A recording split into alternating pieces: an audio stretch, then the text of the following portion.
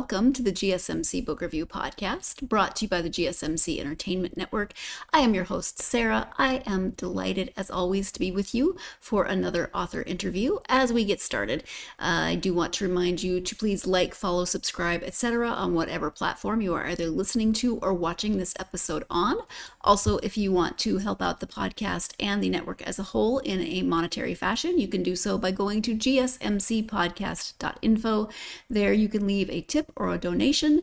Greatly appreciated. While you're there, if you also would like to leave a question or a comment, I'm happy to engage with those. I will do so the beginning of the episode after I receive any questions or comments. So love hearing from you. Happy to engage with those. But if you do want to support the podcast and the network as a whole in this fashion by leaving a tip or a donation, just go to gsmcpodcast.info. You see that playing in the video next to me, but you'll also see it scrolling throughout the episode. Thank you, as always, for every bit of support that you have always given this podcast. Whatever form that support takes, it is always greatly appreciated. And happy Wednesday, coming to you a day late this week. It's just life sometimes and the way things work, but I'm happy to be with you for another author interview. I mentioned that at the end of the last episode that this is the third returning author in a row. February seems to be the month of returning authors. You remember January, I feel like all my social media was full of comments about January just lasting for absolute forever. Like people felt like it was years instead of a month. And now February, I feel like is just zipping by insanely fast.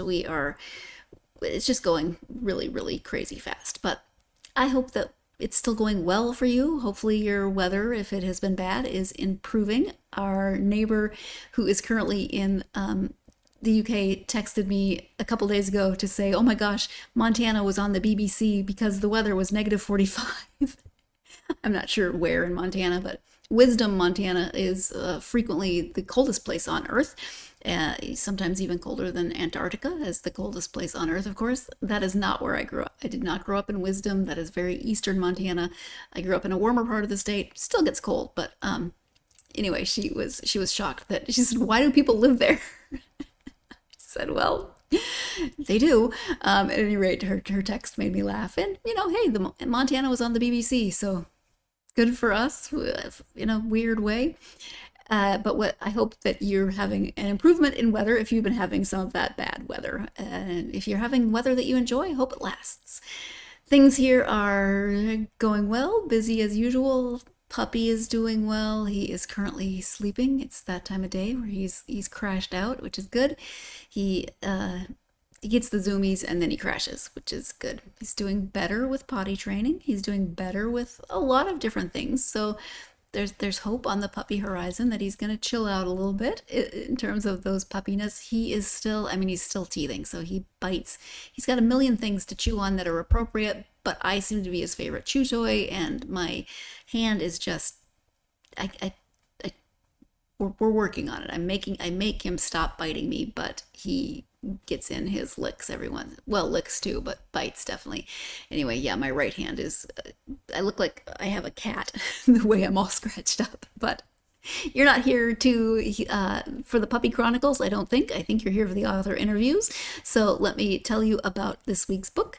As I said, I have returning author. This week we have Michael J. Cooper. The first time he was on was talk about the first book in this series. That one is called Wages of Empire. I'm going to link that. It's also a video interview, so I'm going to link that at the end of the YouTube video. For you audio listeners, you can do a search on whatever platform you are listening to this episode on. It's been in the last year. You can either scroll through or do a search for Michael's name and find that interview with him from about a year ago, I believe. I did not look up the exact date. I do apologize for that.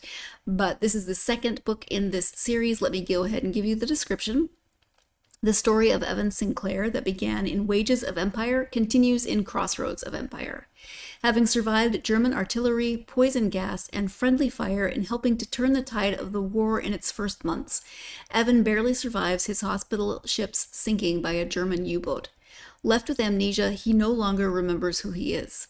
Likewise, Evan doesn't recall that despite the European war, the true source of conflict is in Ottoman Palestine, since it's from Jerusalem's Temple Mount that Kaiser Wilhelm II dreams to rule as Holy Roman Emperor over Arabian oil reserves and the Suez Canal. The Middle East front soon explodes with pitched battles at Suez and Gallipoli, as Evan's story is interwoven with those of historical figures Gertrude Bell, T.E. Lawrence, Winston Churchill, Faisal bin Hussein, and Chaim Weizmann. During his quest to recover his memory, Evan will discover far more: love for his father, grief for his late mother, and hidden secrets of his bloodline, an unbroken lineage that stretches back to the Crusades and will determine his future role in the Great War. So that is the description of Crossroads of Empire. Again, it's the second book in this series.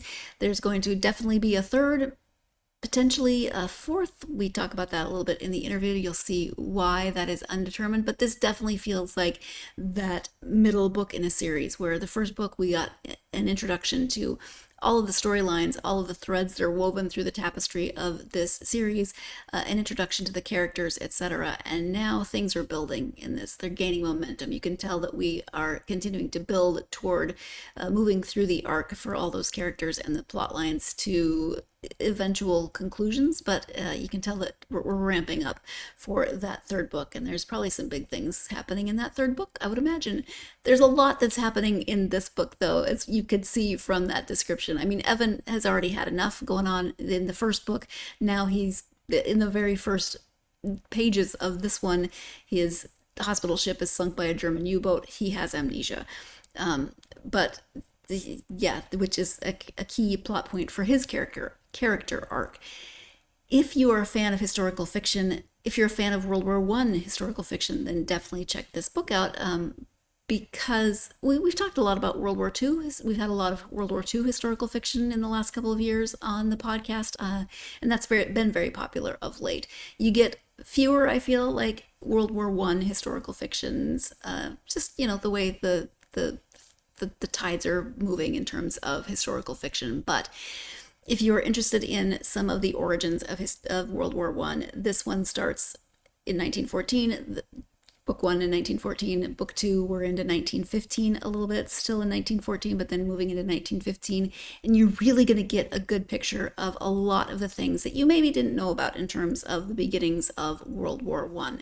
And if you are someone who wants to know about that, there's a lot happening in Jerusalem. There's a lot happening in terms of Palestinians and Jews and their relationship to Jerusalem, their relationship to each other. It has obvious ramifications or repercussions for what is still going on today. So if that's something that you're interested in learning more of, and you want to know more of history, but you aren't great with history textbooks, historical fiction is a great entry point. And these books are a really good entry point into that conversation, because you're going to see the relationships, you're going to see the steps and the building blocks of a lot of things that, again, are still, unfortunately, very prevalent and going on today. And I feel like today it's easy to get caught up in sound bites and this side, that side, etc. Not always getting a clear picture. This is going to give you a much broader picture of those storylines. So that's probably enough out of me for right now. Let's go ahead and let Michael talk about it. Again, this is the second book in the series. It's called Crossroads of Empire. The author is Michael J. Cooper. Hi, Michael, and welcome back to the podcast. Hi. It's nice to It's have still you Sarah. back. Good to be Looking back. forward to Thank you. talking to you about the second book in this series. This one's called Crossroads of Empire. Before we get to that, though, if you would just reintroduce yourself so my listeners can either get reacquainted or get to know you a little bit. Okay. I'm a Northern California native, and after graduating high school in Northern California, in Oakland, specifically in 1966, and instead of going to UC Berkeley, I immigrated to Israel. I had been involved in Zionist youth organizations throughout my young life, and I really wanted to visit Israel finally. And the opportunity, of course, came right after finishing high school. I had never actually met a Palestinian in my life, and I had a very clear narrative about Zionism and Israel that did not include the Palestinians. But again, blithely unaware, I emigrated, and I lived in Jerusalem during the last year the city was divided between Israel and Jordan. I studied at Hebrew University in Jerusalem, and I graduated from Tel Aviv University Medical School. During the course of going to school there, I met over the first few years actual Palestinians, both from within the Green Line as well as from the territories in East Jerusalem. And I really became gradually and increasingly aware of their narrative. I had taken Bible study during my first year in Jerusalem, which included, memorizing long stretches of scripture in Hebrew. And so I was very ready in speaking with the Palestinian guys who I met both at Hebrew University and thereafter about God's promises to Abraham in regards to giving him, the land north, south, east, and west. To all this land will I give to you and to your seed forever. To which I often heard the reply, we're also the seed of Abraham, and we were Mm, born here. right. So my awakening was gradual, and after a few years, I really developed an empathy and an understanding that just as I had an attachment to this land, they did as well, if not more so.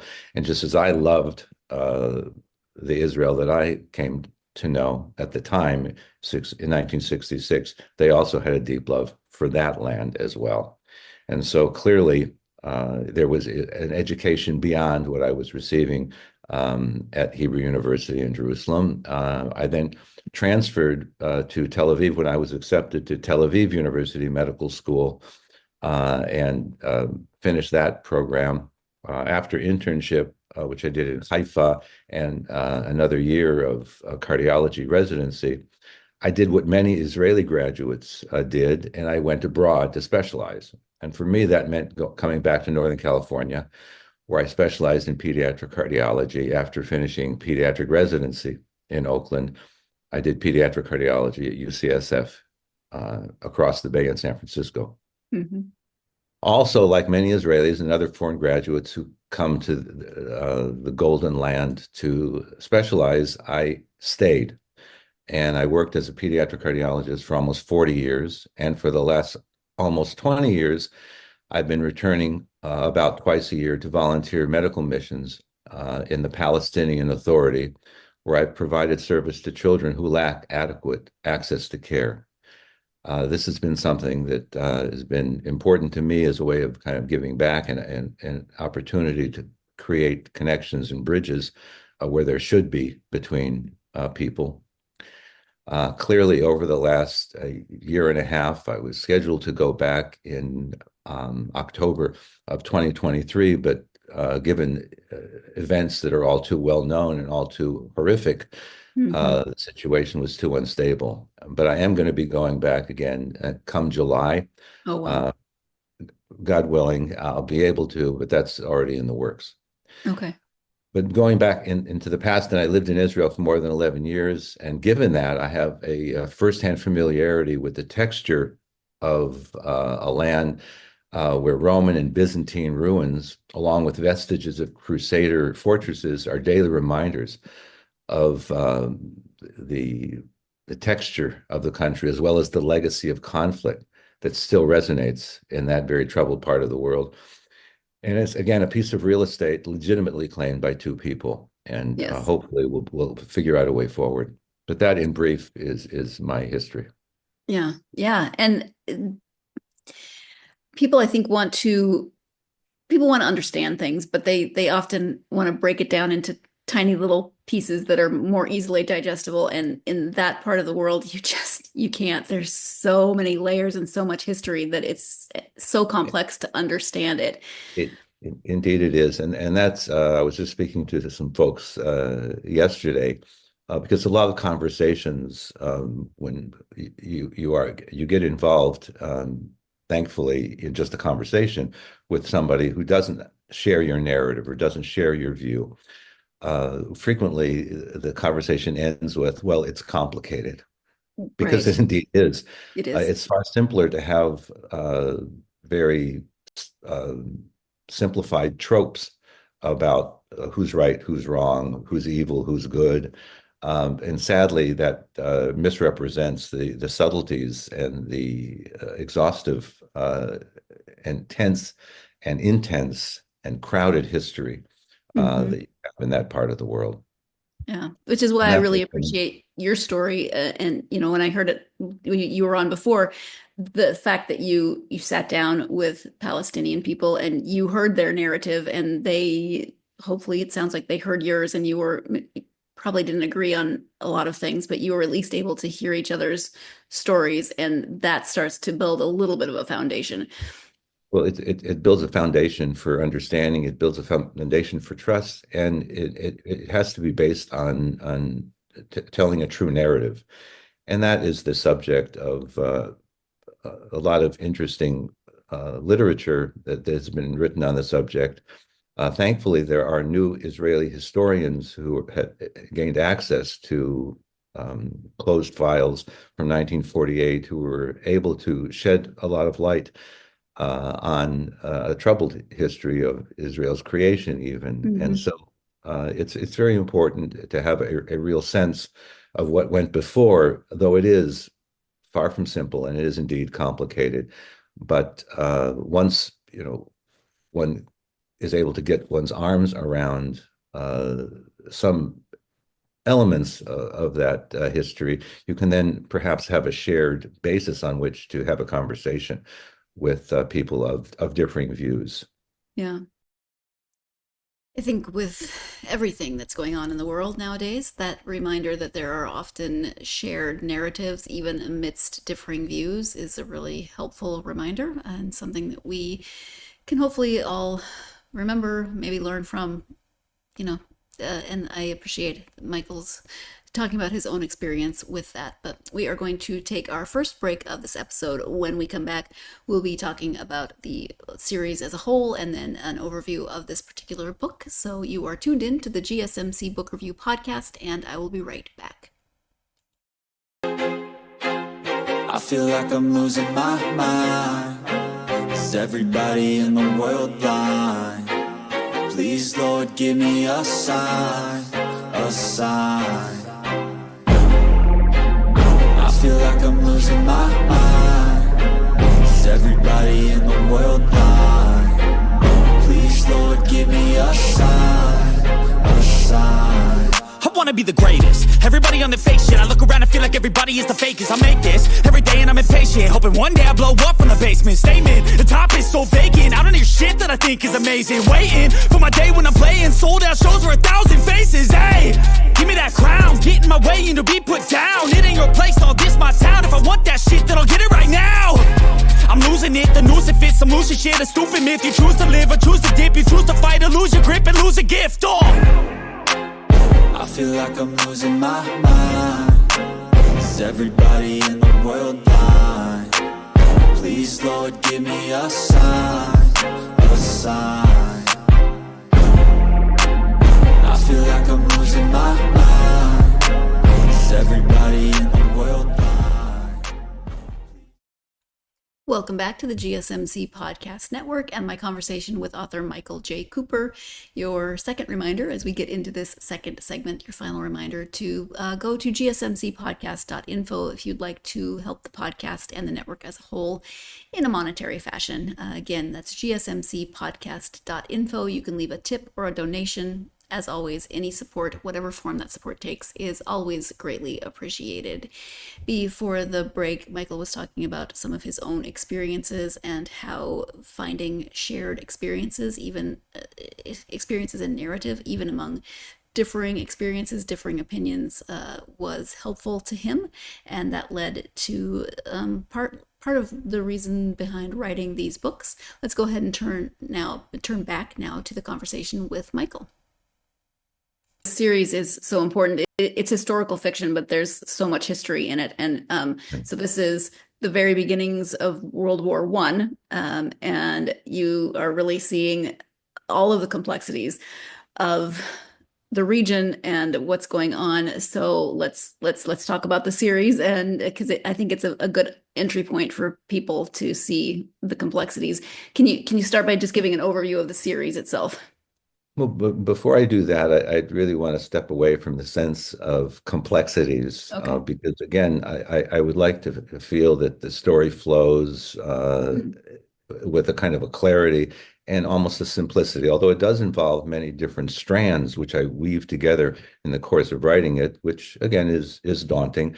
I have included the many characters in the cast Mhm. as addenda to both books.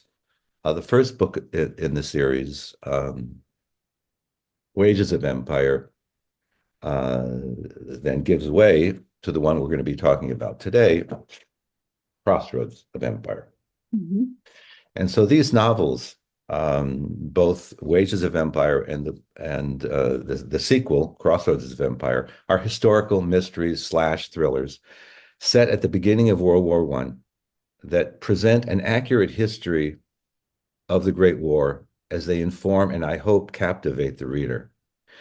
In the summer of 1914, this is how it basically starts. 16-year-old Evan Sinclair leaves home to join the Great War for Civilization. Little does he know that despite the war raging in Europe, the true source of conflict will emerge in Ottoman Palestine, since it's from the Temple Mount of Jerusalem where Kaiser Wilhelm dreams to rule as Holy Roman Emperor and King of Jerusalem, with dominion over the Suez Canal, Arabian oil reserves, and with an eye to promote German Nordic racial supremacy throughout the world. There's basis of actual historical fact for all of the above, including these kind of outlandish claims of hegemony on the part of the Kaiser. And in holding up the cover again of Crossroads of Empire, I just would draw your attention to the old city of Jerusalem down here, and hovering ominously above it is Kaiser Wilhelm II, as he liked to be portrayed in a very heroic stance there.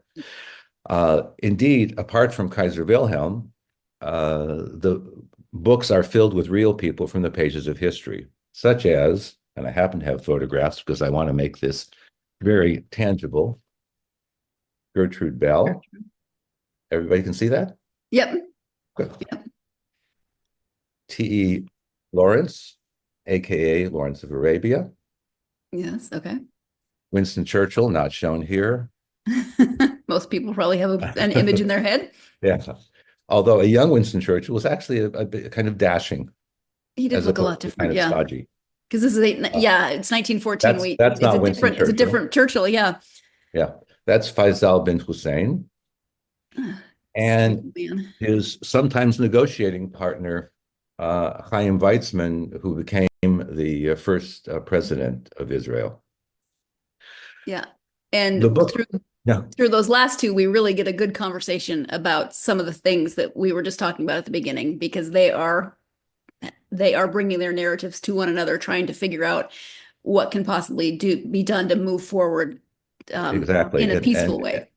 And what's kind of unique and almost refreshing is this before all of the complexity, as you rightly pointed out, and mishigas, which again is craziness, that we've experienced between Arabs and Jews in that very troubled part of the world for the last century, practically.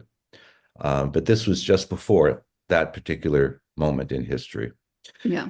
So the books follow Evan as he embarks on a journey that will bring him into the killing fields of the Western Front, where he will help turn the tide of a war that is just beginning and become part of a story that's clearly still being written.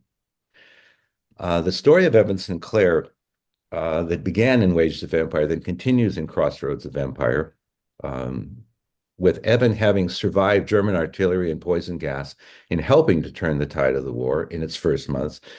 Evan barely survives a hospital ship sinking by a German U-boat, and left with amnesia, he doesn't remember who he is. Yep.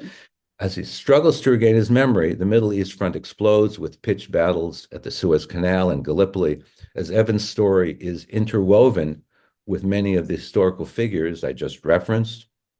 And Evan will eventually, and under unusual circumstances, regain his memory and discover far more than what he had known before, a real love for his father, ability to grieve for his mother who died in childbirth 2 years before, and that's portrayed in actually the prologue of Mhm. the new book, Crossroads of Empire.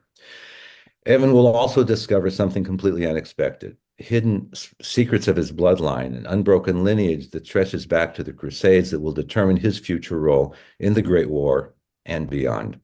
Yeah. So that, in essence, is kind of an overview of the books and the series. Yeah. So yeah, we have Evan, who is the main protagonist. There's again a lot of different threads that weave throughout, but let's talk a little bit more about Evan. He is fictional, but his storyline is really indicative of some of the bigger pictures in the book, some of the bigger themes. Can you talk a little bit more about how his is that kind of main thread that pulls things together? Well, Evan's age, first of all, is of interest because he's 16 years old as this story begins to unfold. And therefore, the book might appeal actually to younger reasons, young adults. And I would indicate that I think it's a pretty strong crossover element there vis-a-vis this young protagonist, but who basically grows to maturity in the context of what he sees and what he experiences and what he hears and what he surmises and what he becomes to understand in this tapestry of history that's unfolding before him. His particular story, obviously, is interwoven with some of the others, but to a large extent, when we look at Chaim Weizmann's contribution here to history as well as to the book, that is right now a separate timeline, but it will be interwoven with Evan in the course of this current book, Crossroads of Empire. Gertrude Bell is a remarkable historical character, an amazing feminist well before even women could even vote, and interestingly, an anti-suffragette, which is part of her mystique, and that comes out along with other actually romantic elements of her life that one would be kind of amazed at, considering what an intellect and how she moved through the deserts and among the tribes of the Mesopotamia in particular. Some of the tie lines are naturally come together. Gertrude Bell certainly was a mentor to T.E. Lawrence, and so that is part of that particular thread that is interwoven here. Faisal eventually comes to meet Lawrence and ultimately will also meet Weizmann as those threads come together in this new book. And again, how Evan and his father, in particular, Clive, interact with some of these individuals is really the substance of the book as it's woven together, and these connections are tightened as the book reaches its end. But as one might expect, there is more in store. Right. Is this I can't remember, we talked about, is this a trilogy or there are more books in the series? I think it'll be a trilogy, but best laid plans, of course, sometimes go awry. For example, when I began writing Wages of Empire, it was I originally was thinking of a title, Sins of the Fathers, but that was taken by at least a dozen other authors before me, so it was too crowded. But Wages of Empire was to have begun where it began at the onset of World War I, or just before it. And I was hoping that I would make it to Versailles in 1919. Right. But I barely got out of 1914 with Wages of Empire, because again, there's a lot that I wanted to bring in, but I didn't want to really crowd things out too much. And so it's actually a fairly concise, though interwoven history that I ended up with. And then Crossroads of Empire begins exactly where Wages of Empire ends, in the winter of 1914, 1915. And it will make it towards the summer, again, far from Versailles. So if there is a single book coming. It's going to be called, I think, End of Empire, and Okay. that might make it as an epilogue to Versailles. I'm Yeah. not sure. There Okay. may be in store, but I'm hoping that the third book in this particular series will be coming out in uh, sometime at the end of next year, of 2026. In the meantime, however, I'm going to be bringing out a rewritten prequel to this series, which is set, wait for this, in 1290 at the end of the Crusades, Yes.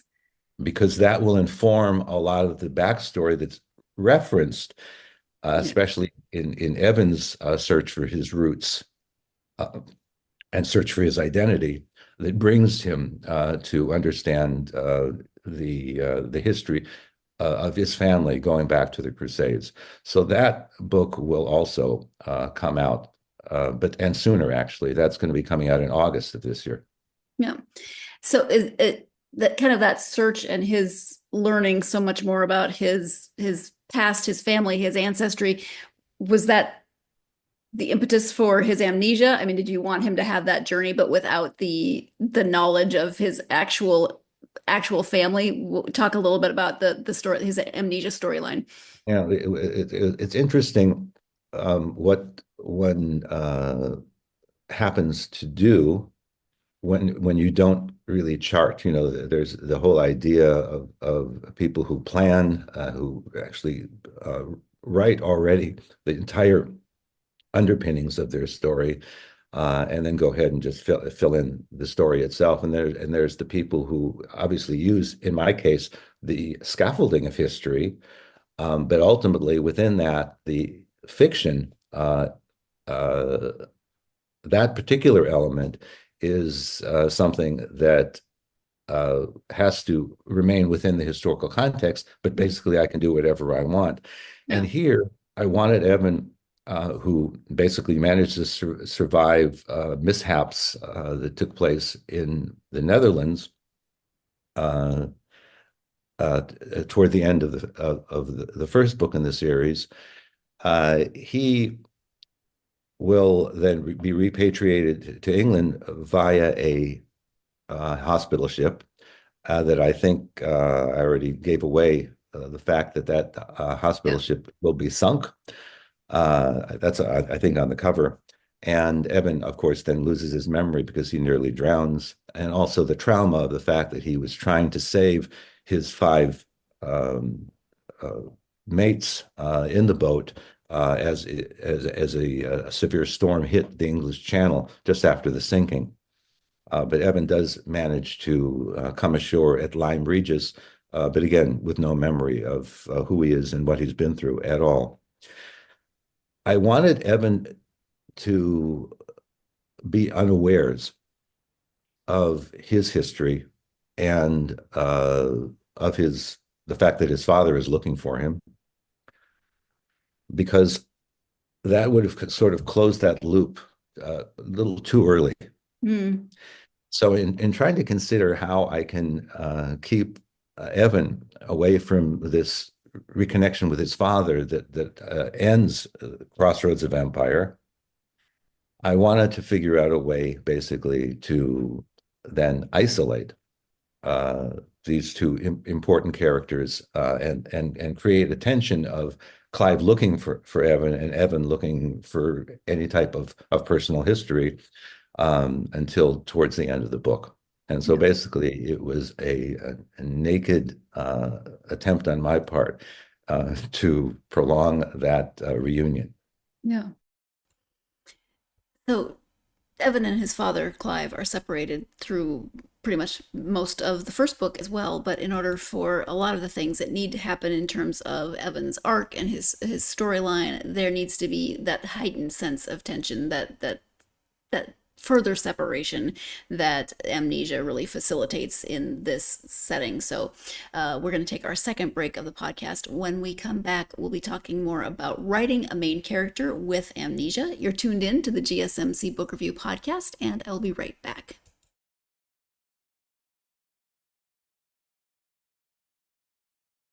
For the best and latest podcasts available anywhere, go to the podcast app on your cell phone and type in GSMC. To access free content-rich podcasts on health and wellness, book reviews, sports, entertainment, relationships, social media, movies, technology, finance, and even weird news. Subscribe and download the GSMC Podcast Network's family of shows, available everywhere podcasts are found. Welcome back to the GSMC Book Review Podcast and my conversation with Michael J. Cooper. Before the break, we were talking about the main protagonist, Evan, and his separation from his father due to amnesia. Let's go ahead and return to the conversation with Michael. When it comes to writing a character with amnesia, does it ever get a little complicated? Because obviously it's easy enough for him to not remember his past, but then I know for me, I'm projecting here, I would probably get bogged down in the details. Like, does he remember? I mean, obviously he remembers he speaks English, then he eventually remembers that he knows Latin, but Yes. like, do you get bogged down in what he can and cannot remember? I would hate to think that the way that I project it is him being bogged down, because ultimately he's desperate to connect with his past. He wants to know, indeed who he is. He has glimpses of a character he might be, because there's certain things found on his person that he doesn't know for certain that actually belong to him, but he certainly is in possession of them. That kind of hinted at. He has no emotional connection, not with the name of the person who supposedly may be his father, not for a young woman who he met when he was in the hospital recovering from his wounds in France, and he is ultimately at a loss for really creating any emotional connection, and that's why he feels this gaping wound in his psyche, this emptiness. And it's that I really wanted to kind of project. And he obviously is encouraged to journal by the physicians who take care of him in Lyme Regis initially, before he runs off to connect with a possible relative of this person who he may be in Roslin Castle, which is not far from Edinburgh. Suffice it to say that it's an interesting journey, and he recalls bits of knowledge. Clearly, he and a lot of people who suffer from amnesia, they don't forget how to speak English. They just don't understand the memories related to some of their past history. But that's sort of clearly embedded in obviously a different part of the central nervous system.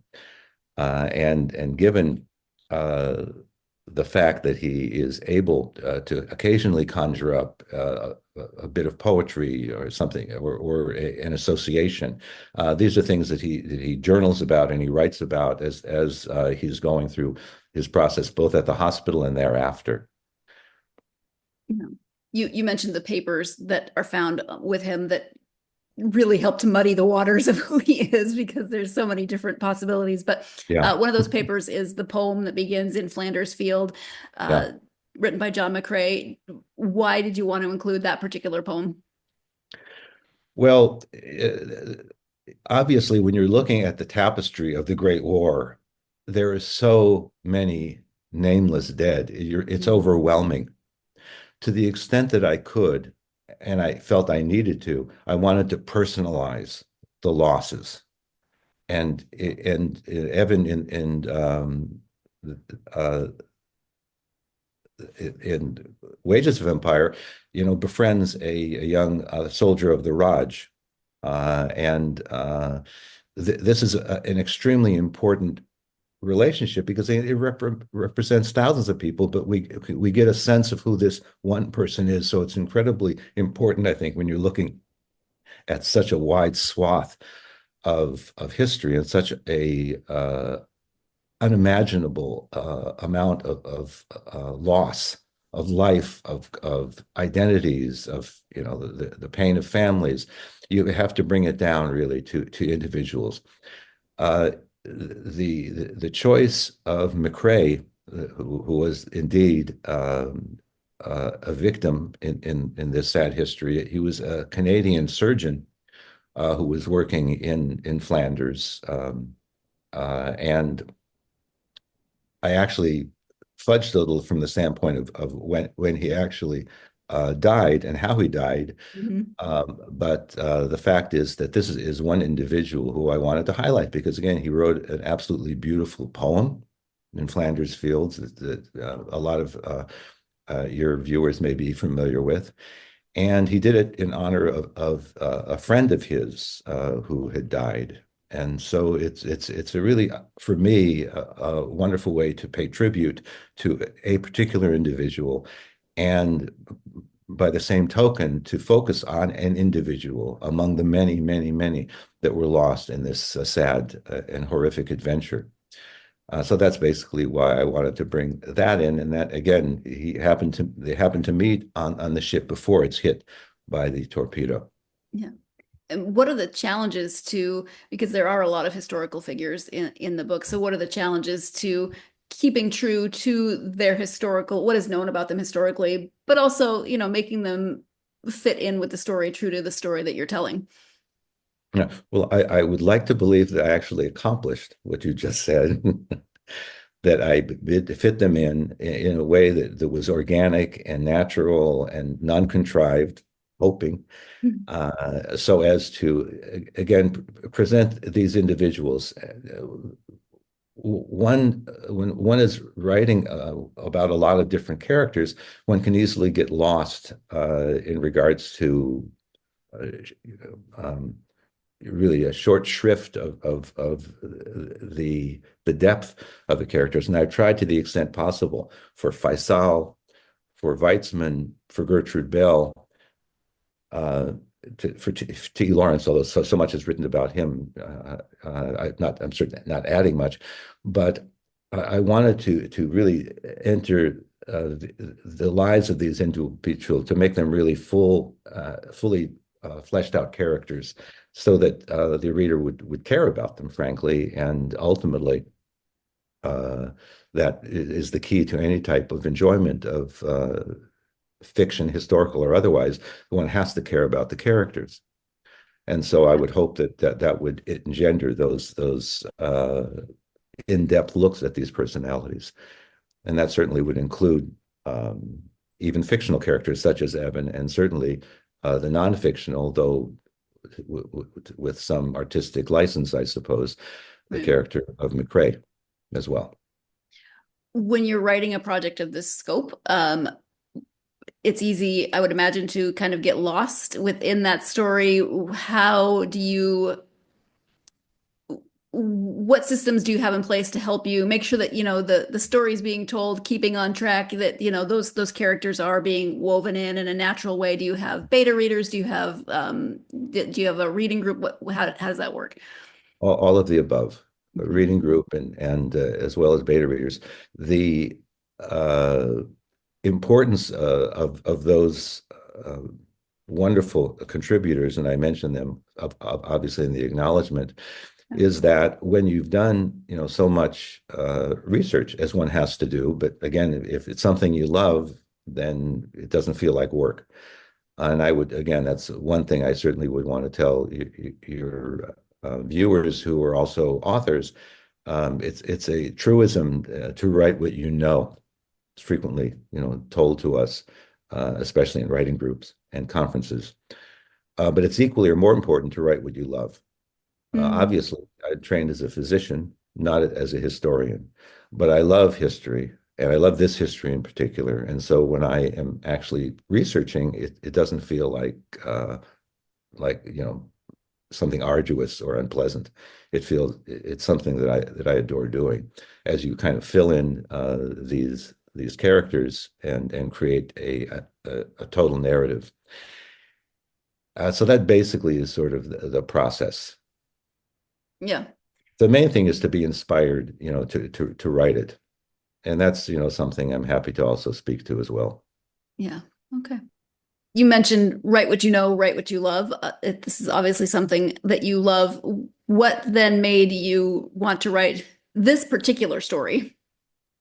Okay, yeah, I'm glad you asked, because what drew me to tell this story was the relevance of this history to our world today, especially as it relates to the Middle East. Yeah. Indeed, I began writing historical fiction after the assassination of Prime Minister Yitzhak Rabin in November of 1995. And I have a picture of young Rabin. This is him Oh, wow. of 1948. He actually got married to his wife, who's actually in this picture, but not seen here, on the day of my birth, August 22nd, 1948, which I find an interesting coincidence. Yes. In any event, I began writing historical fiction after his assassination. And at the time of his death, Rabin was promoting the stepwise Oslo peace process as a way to build trust and create peaceful coexistence between Israel and Palestine, a process that would eventually lead to an enduring peace, one that would be based on truth and on justice. Rabin had transitioned over his lifetime from an Israeli general. That was the picture I showed here. This is even before there was an Israel. That would he had already been involved. He's 27 in that picture. He had already been involved as a teenager in the Palmach. That was the military wing of the Haganah, or the elite wing of the Haganah, the Israel Defense Forces at the time. Anyway, he transitioned from this amazing Israeli general who I was so impressed with when I was in Israel during the Six-Day War in 1967. And this general, this very calculating and strong and deadly practitioner of war, became a prime minister and then a peacemaker, which was, I think, an amazing arc. His death came as a blow to me and to everybody who actually hoped that there was the possibility of peace, stepwise or otherwise, between Israel and Palestine. But sadly, his death marked the death of that process and the death of that hope. And for myself, I had a visceral need to push back against the feelings of despair and hopelessness, and I turned to writing these novels of historical fiction. And in so doing, I wanted to get beyond the repeating convulsions of violence and death and destruction that Arabs and Jews have experienced for almost 100 years, with competing narratives of victimhood and dispossession. And this is a very sad history that has led to the shattered hellscape we now see in the region. All right, I know that shattered hellscape is a little bit of an odd place to break in a conversation, but I do want you to keep that phrase in mind and this conversation in mind, because we are going to pick up after this next break, and it does lead into some of the reasons behind the writing of these books. You are tuned in to the GSMC Book Review Podcast, and I will be right back.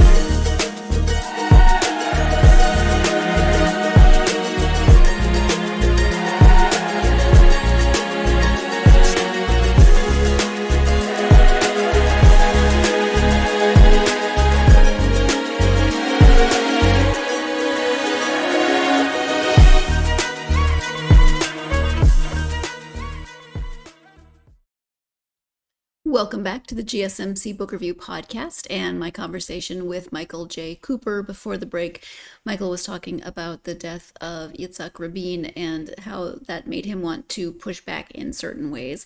And that led into some of the reasons behind the writing of these books. I'm going to back it up just a little bit so that you're refreshed about what he was talking about before he segues into that next section. So let's return to the conversation with Michael. Sadly, his death marked the death of that process and the death of that hope. And for myself, I had a visceral need to push back against the feelings of despair and hopelessness. And I turned to writing these novels of historical fiction.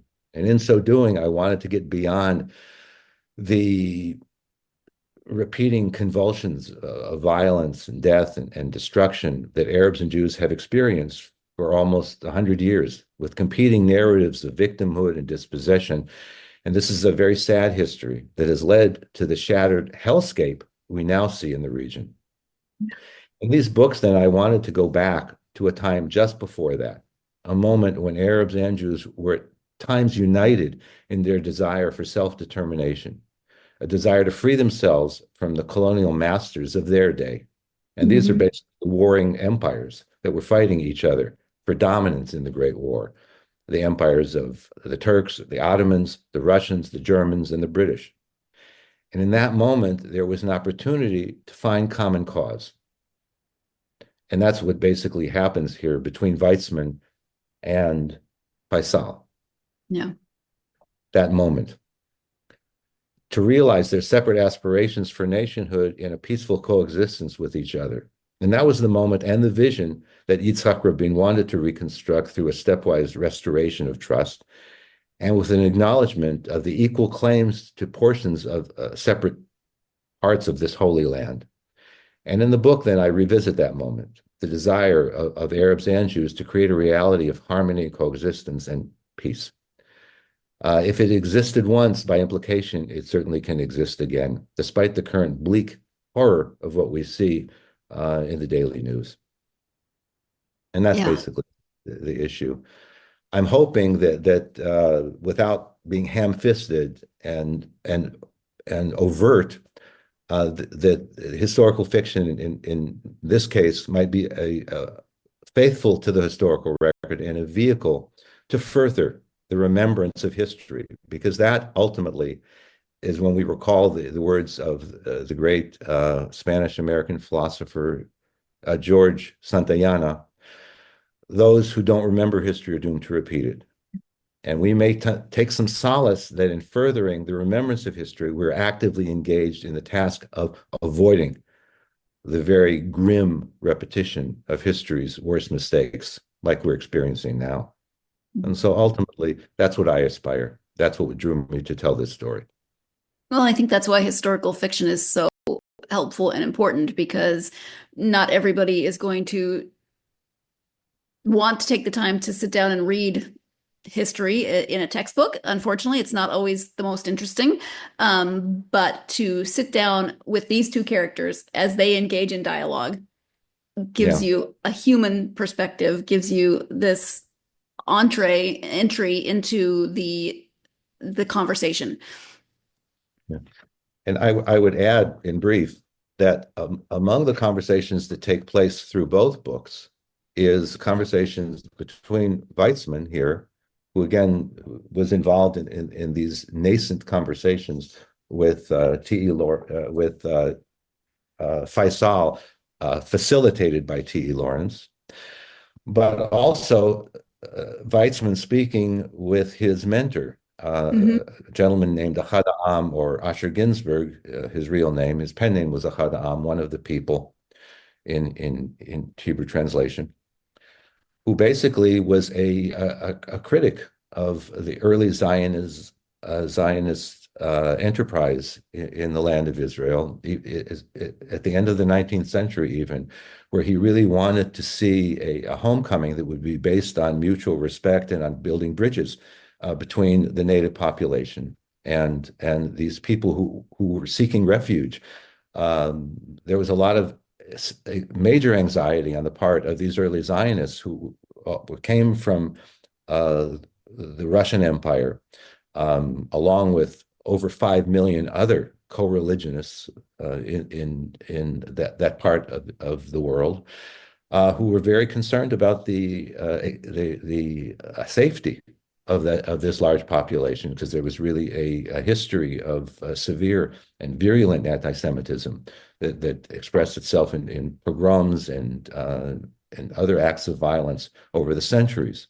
And so there was a real desire on the part of these early Zionists to seek refuge, but in so doing, there was a sensibility, at least initially, not to create more problems in taking refuge. Clearly, the Holocaust, which came a generation later, brought to that anxiety unbelievable heightened degrees of horror and loss. And it accelerated the process, and therefore it also accelerated the hurt, because clearly it wasn't the Arabs of Palestine who were committing the acts of horror in Europe, and they often ask the question, why are we being held responsible? Why should we pay for the sins of Europe? Which is clearly a legitimate question. Oh.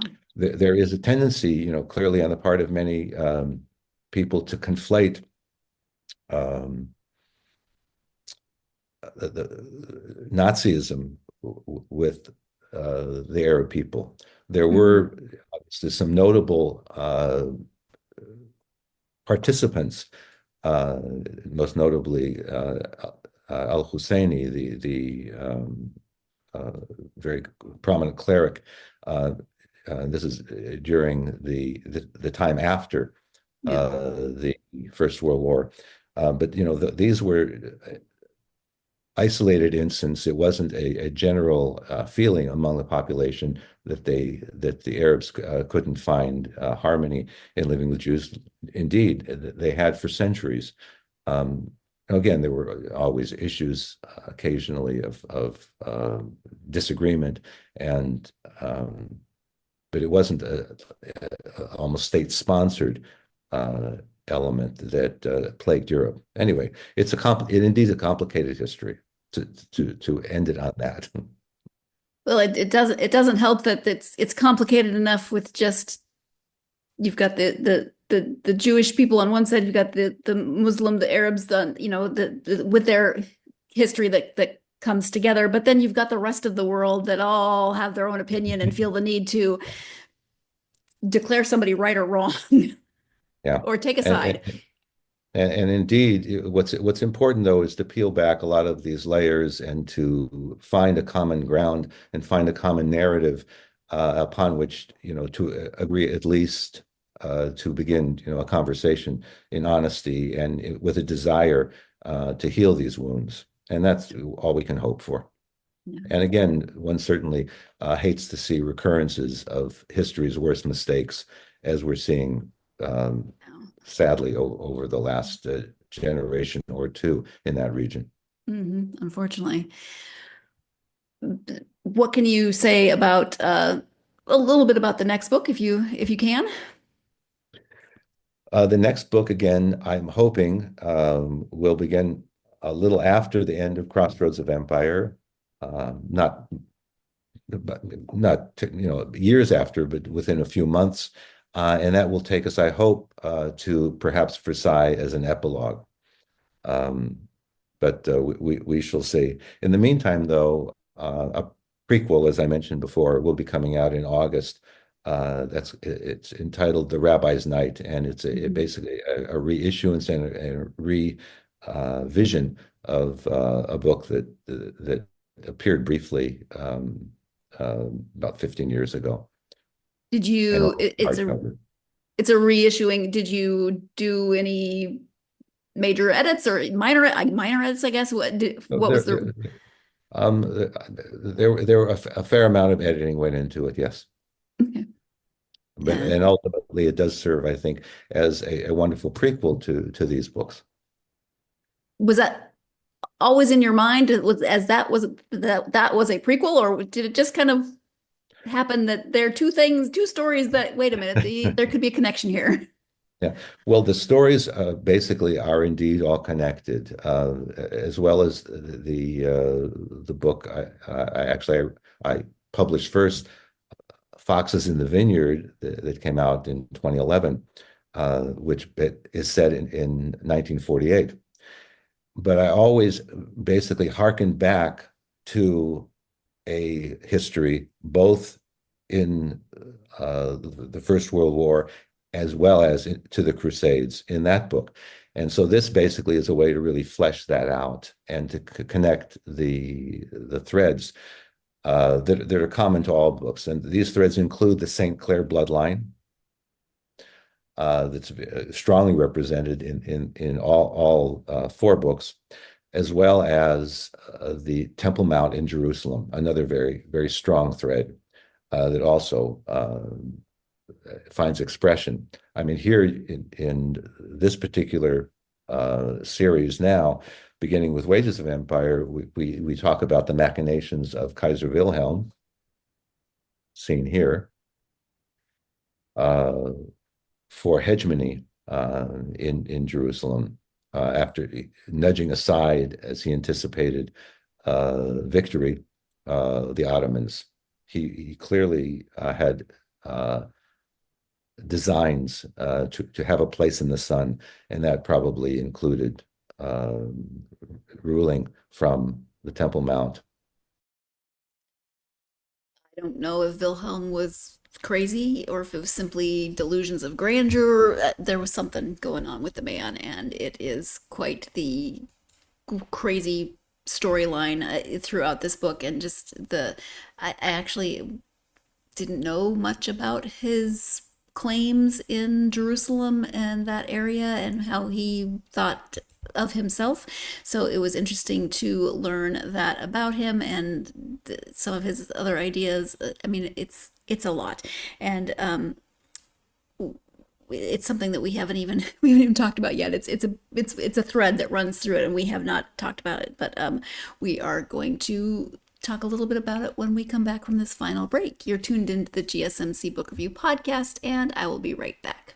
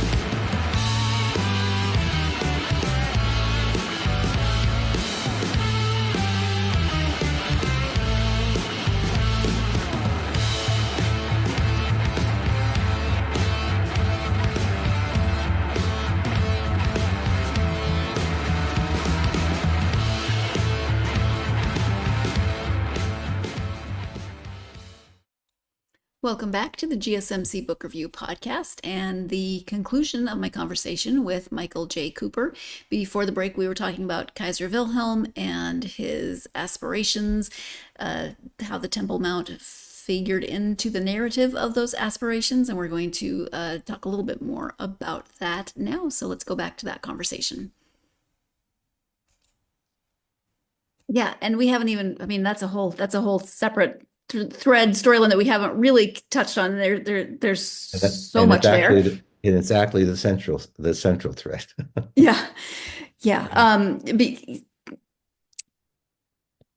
I hesitate because there's so much history. I mean, your prequel goes back to 1260. Is that the year you said?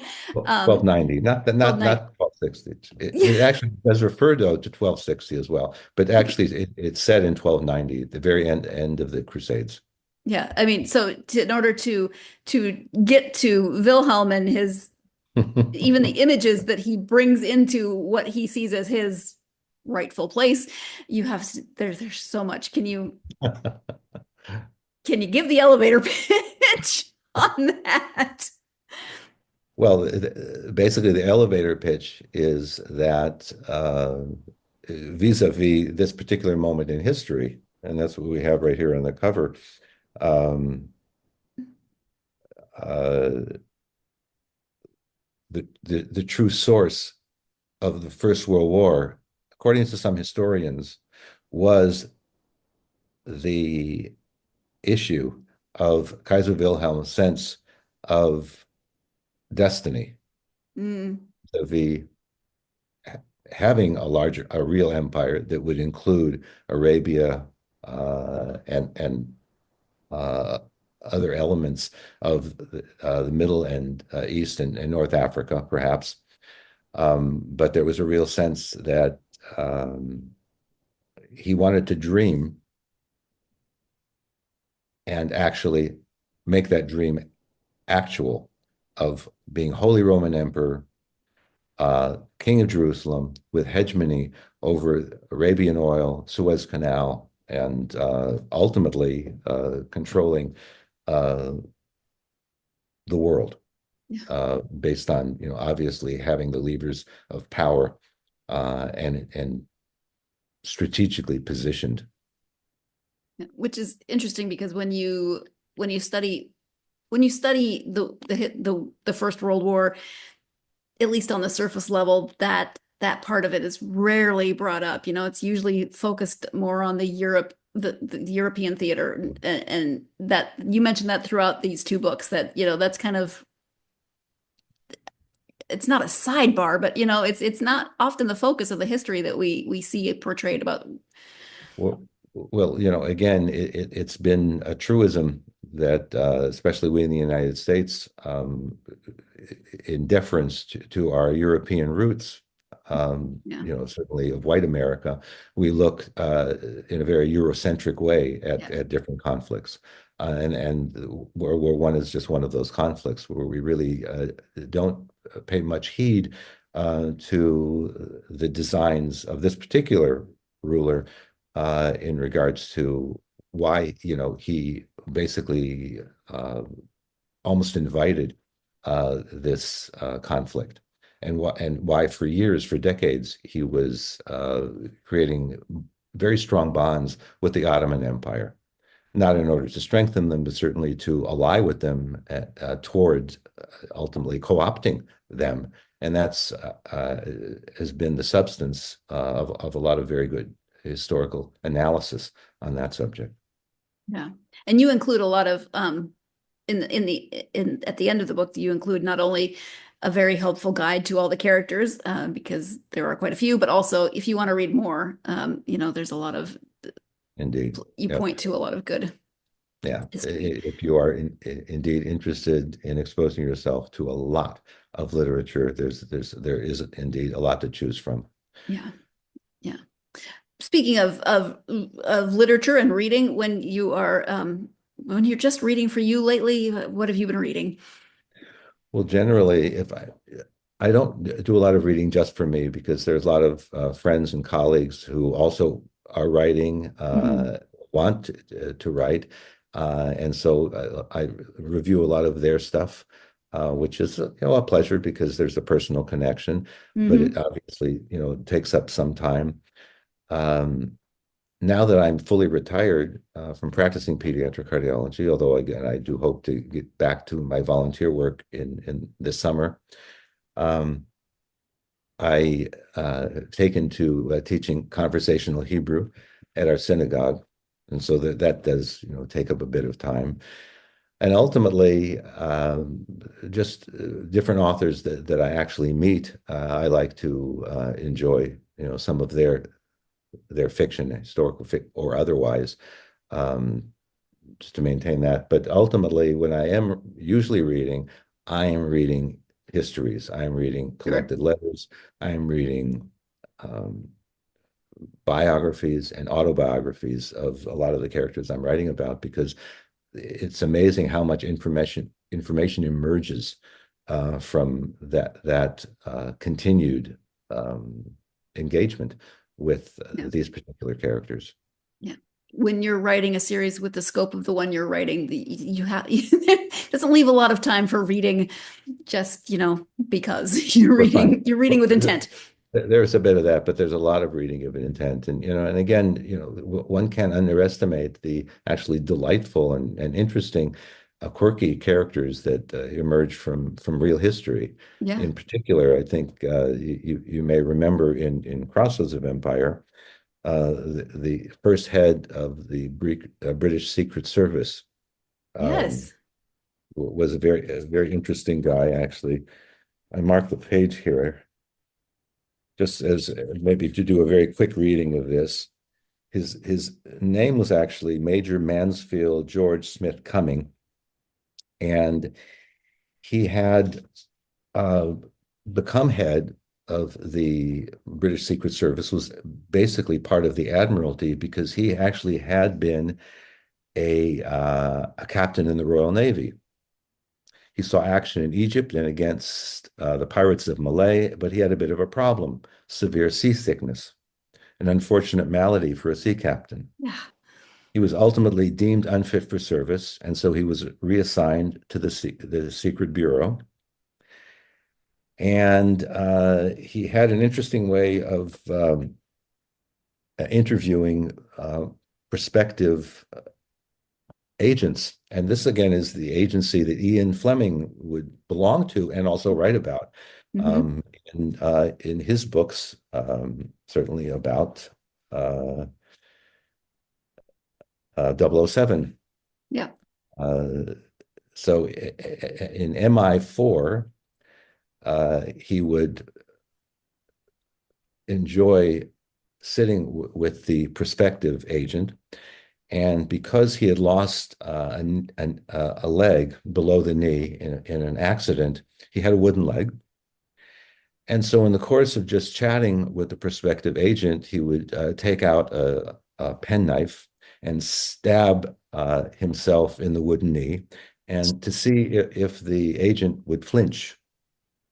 If he flinched, then he failed the flinch test and would not go any further in belonging to the agency. But if he passed the flinch test, although I can't imagine anybody who would, I wouldn't. nor would I. But I imagine at some point people were forewarned. Right. Because he also enjoyed doing it in meetings, just to kind of entertain, I guess. Yeah. And maybe wake up some of the participants. Stab himself in his wooden leg. Everyone's got their party trick, I guess. This is true. Yeah. Any event, so when you have little bits of actual and amazing and quirky and bizarre, history, and the same applies to Wilhelm, his arrogance, his unstable personality, his way of using humiliating nicknames for people. It's eerie how you can think of a ruler with such a narcissistic personality being able to rule as head of the state with complete control over all mechanisms of power. Yeah. If that sounds familiar, it's intentional. Yeah. Unfortunately, yeah. Yeah. The history repeating itself, right? If people want to know more about the books and you, website, can you give the website and any social media you're active on? I'm active on Facebook, and I was active on X, but I think that's going to stop. Instagram, but it's best just to connect with me via my website, michaeljcooper.net. And the J is important because there's another Michael Cooper who is not you. There are many Michael Coopers. Yes, but a Michael Cooper author, I think. So many Michael Cooper authors. Yes. Michael J. Cooper narrows it down a bit, but not completely. michaeljcooper.net is me. That's you. Okay. Thank you for that. Michael, is there anything that we have not covered that you wanted to make sure you highlighted or touched on during this time? I think we've been exhaustive and exhausting, perhaps. And I look forward to meeting again with you when the prequel comes out sometime later in the year. Yes, absolutely. Thank you very much for joining me. I appreciate it. My pleasure. Thank you again to Michael for joining me for this second installment in the series. Again, I'll post a link to the other episode if you want to watch that as well, learn a little bit more about Wages of Empire. If you are a fan of historical fiction, there's now 2 books in this series that you can read. And if you are interested in learning a little bit more about the origins of World War I, and things that events that are still playing out in the world today, this series is a really good entry point, as I said at the beginning, for just that. You're going to learn a lot. You're going to hopefully learn some things that you didn't already know about World War I. I know that I did not know as much as I could have or should have about that First World War, and especially its origins, and learning more about the theater in the Middle East, which isn't often talked about as much as what was happening in Europe at the time, but really had a big impact and a large effect on many parts of that war and the after effects and the events that led up to World War II and after World War II and are continuing to today. So historical fiction can be a really good entry point into learning more about events in history, and maybe spark some other reading if you want to learn more about something that piques your interest within the stories told in this series. So definitely check out the first 2 books, Wages of Empire and Crossroads of Empire. And then you'll want to maybe check out the prequel when it comes out later this year and learn more about some of that past history and how it is leading up and tying into Evan's storyline and the Sinclair storyline in this series.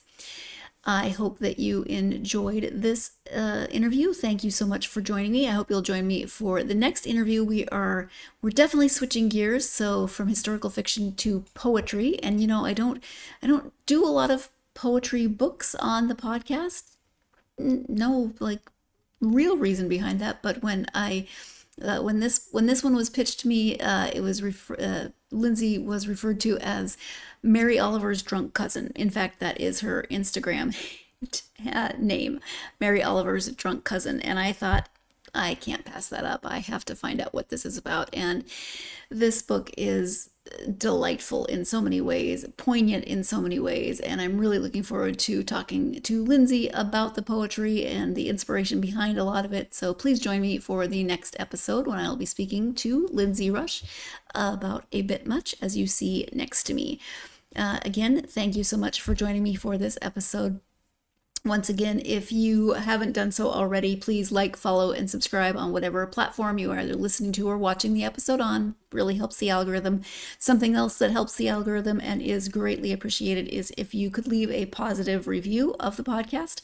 That is more helpful than you can know, and again, helps to get the podcast out to more readers, such as yourselves. If you are on social media and want to follow the podcast on social media, you can do so on Facebook, Blue Sky, Instagram, and TikTok. And again, I love hearing from you, so come find me on any of those platforms that you're on. Let me know if you've read any of the books, whose authors I've spoken to, if you're planning on reading any of the books, what you're reading, what you want to read, just hit me up with everything book related. I love it. I hope you're having a great week. It's smack in the middle of the week, so I hope that it's gone well and it will continue to go well. But whatever's going on in your week, as always, I hope that it's giving you plenty of time to get yourself lost in a good book. Thank you so much, and I will talk to you next time.